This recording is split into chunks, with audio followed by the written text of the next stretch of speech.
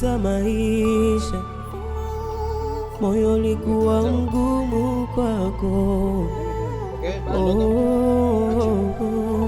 Nilikutazama kwa jicho la hofu na kero ndani yake, sikuona thamani yako.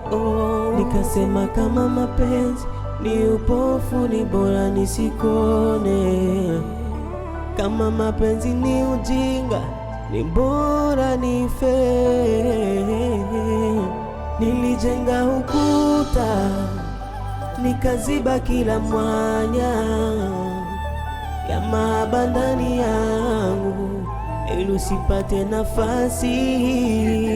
Moyo wangu umekubali, tena umekubali kukupenda kwa moyo wote.